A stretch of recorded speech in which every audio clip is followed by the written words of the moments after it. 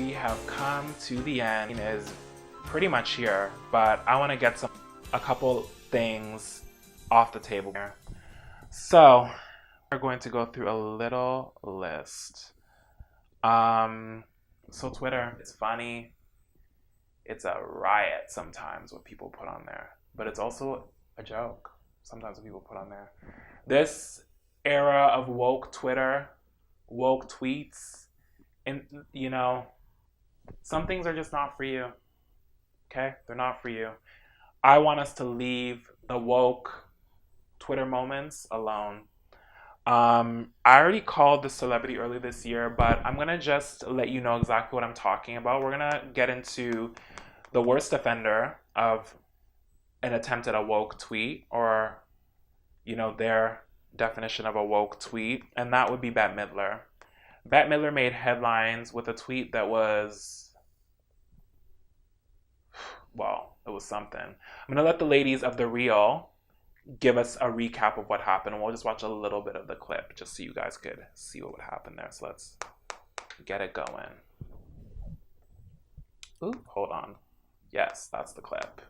Well, the star of Broadway's Hello Dolly, Bette Midler, recently said hello to some controversy after she tweeted and deleted, quote, "Women are the N-word of the world. Raped, beaten, enslaved, married off, worked like dumb animals, denied education and inheritance, enduring the pain and danger of childbirth and life in silence for thousands of years. They are the most disrespected creatures on earth." Everyone's reaction right here was, right. Wow. Ladies, before we get to Bette's apology, what went through your mind, kind of like the audience here, when you first read Bette Midler's tweet? Like them, like this?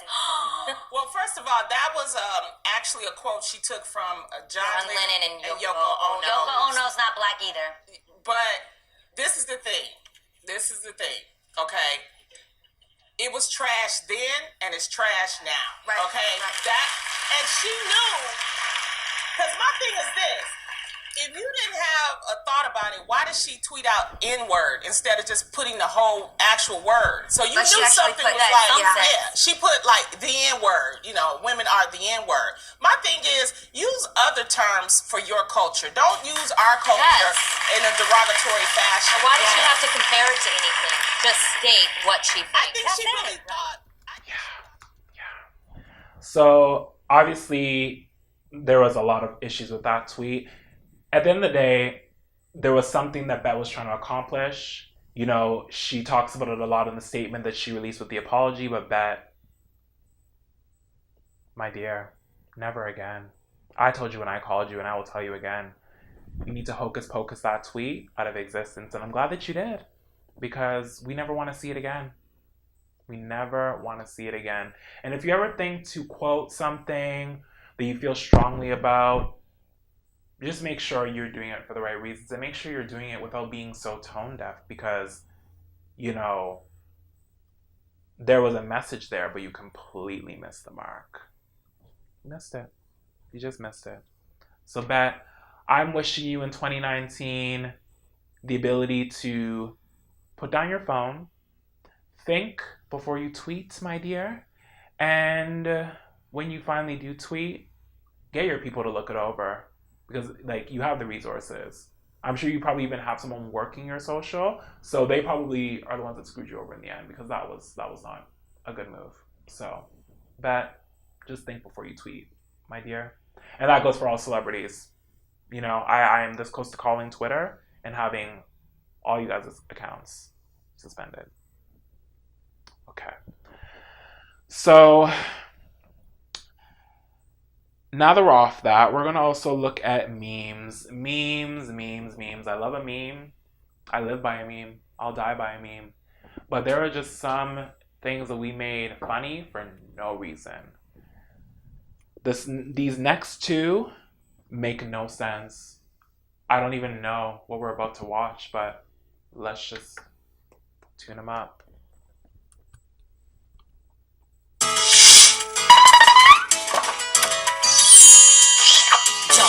Johnny, yes, Papa. Eating ice cream, no, Papa. Telling lies, no, Papa. Open your mouth, Okay. Okay. Well, Johnny, don't come back. Don't come back in 2019. That meme got millions of views. There's millions of remixes. You know, this meme is basically about a dad not letting their child eat food. Like, you guys should not be entertaining that. Like, I'm calling child services. That's what I'm doing. So we need to just, like, really figure out what it is we're making famous in 2019. Johnny, tell Papa to give you some food and stop asking you to open your mouth. You are allowed to have a popsicle. You're allowed to have a donut. Like, there were so many versions of it that were made where this poor child was not allowed the delicacies of life. A popsicle? Like, damn, that's a rough household. Because I was at least allowed to have a popsicle when I was a baby. But that's just me. Now we're going to move on to the last one, and the one that you guys are going to maybe drag me for not liking, but I don't like it. It doesn't make sense. It's stupid. We're going to play, like, not even a minute. It's this damn moth meme. Let's go.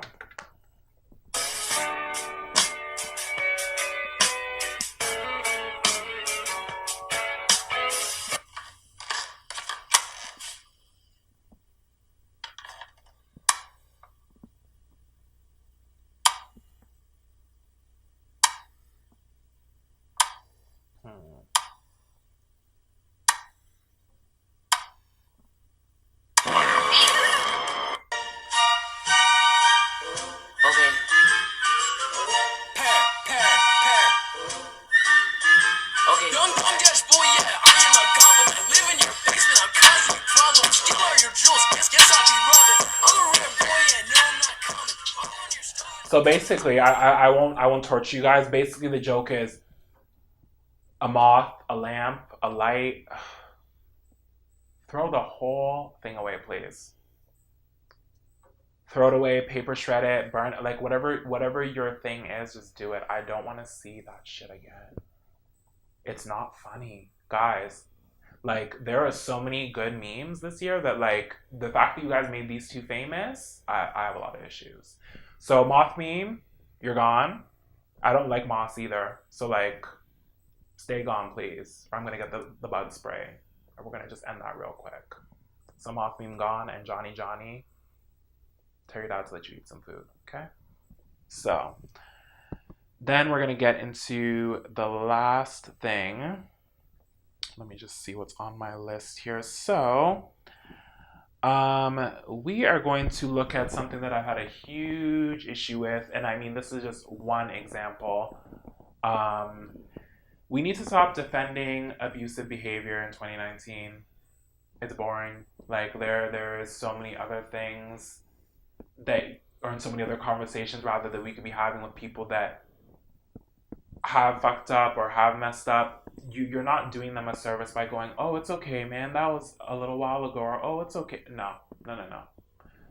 The situation that I'm going to reference would be Kevin Hart, who was offered to host the Oscars, but some homophobic tweets surfaced. I'm assuming stuff that's surrounding his stand-up comedy. Before I go any further, also, men, transphobia, homophobia, racism in stand-up comedy. Here's the toilet, here's that, right down the drain. Like, let's not. Because stand-up, I actually like stand-up comedy, but y'all are ruining it for everybody else. So, like, let's do something about that. But anyway, the last clip I'm going to show you is what friends do when they want to defend their friend who has done something bad. And I guess everyone thinks that it's okay that Kevin made a little boo-boo a little while ago and that we should just let it go because he's already spoke on it. Just because he spoke on it doesn't mean it isn't offensive. But I'll let you see what people are saying. We're going to skip a little bit. Maybe. What's going on, Megums? Yes. So, Kevin Hart got dismissed from the Oscars because he wouldn't apologize for... Put into finding the button. Just that button. When you're not even political, you know it's just that button. And this dude, Kevin Hart, man, always wanted to do the Oscars, man. And just because of a certain community wanting him to re-apologize Fuck that. Don't fucking host the Oscars. I support the Hart family on that. I support your decision, Kev, because I'm free.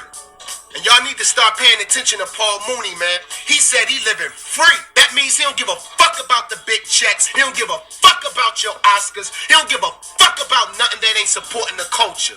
Dudes like us to start really fucking stepping up who's not political. It takes more than just passing out turkeys, passing out a couple of dollars to hope. Right 9 years ago, where he basically was giving his boys, talking smack back and forth. You look gay, that sounded gay. Not a big deal. It's a comedian, just cutting up with his boys. But you got a few people that are trying to act like they're the voice of the majority, trying to make when did Kev become a gay basher? Let's use some common sense. You know, Kev's not a gay basher, just a comedian. If you don't like it, just scroll past it. Who digs up tweets from 9 years ago? And you got someone that's trying to be a voice for the gay community. We're really every gay person. Yeah. Who digs up tweets from 9 years ago? Well, I mean, a lot of people in this receipt culture, you can't let anything slide. So, Kevin, my friend, first off, I'll tell your friends to not speak for you because you just made you look worse. So those tweets, they were an issue. And the biggest issue for me, Kevin, was how you allowed everyone in the industry to kind of gas you up and be like, no, don't apologize. And you're like, yeah, I'm not going to apologize. Yeah, I'm not going to host the Oscars. Listen, I really have no use for the Oscars, but that's huge. That could have been so huge. And the only thing that stood in the way was your ego. So Kevin, my friend, before we wrap up the first episode of Motorola Mama, I'm going to just tell you what I would tell anyone in this situation.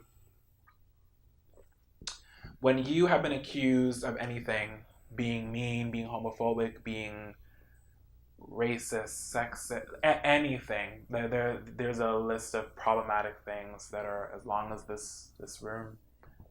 Just shut up and listen. Listen to the critique, listen to why it's bad, listen to how you could improve, and just apologize. Apologize. Like, you're going to be sitting down somewhere thinking to yourself, man, I could have hosted the Oscars, or I could have done this thing, or I could have done that thing. But because of some shitty behavior from my past that I've allowed my friends to I've allowed the people in my sphere, my friends, I've allowed them to make me believe that it is not problematic. Because of that, I didn't do the Oscars, I didn't do that. Like, that's what you're going to be sitting somewhere thinking in a few years. And how shitty is that going to be? And you could have just apologized. Kevin, my friend, when in doubt, just shut the fuck up and let the people who you've hurt speak. Let the communities you've hurt speak. Let everyone get it off their chest and just apologize. In the situation where you are an abuser and you have friends that want to make you believe otherwise, Kevin, in those situations, your friends are not your friends. They want to be, they want to help, they want to support, they want to speed your recovery along and want to speed the other person's recovery along, but in telling you to ignore that person's feelings, they're not doing their due diligence.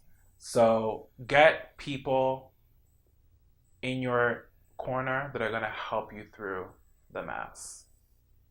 And that'll make you a better person in 2019. But Redman my ears are still hurting. Let that one go. Please. Don't listen to Redman about anything.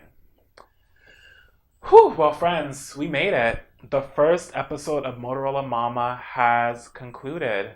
Now, I'm hoping that there's some budget for the rest of the season. Well, there will be some budget. I'm gonna figure it out. I'm gonna figure it out, guys.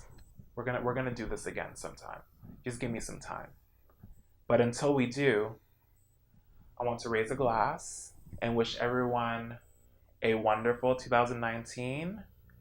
Stay positive, stay beautiful, stay sexy, stay creative, stay on your brand. Just be great and don't be foolish, because I will be on my phone calling you. Cheers, friends.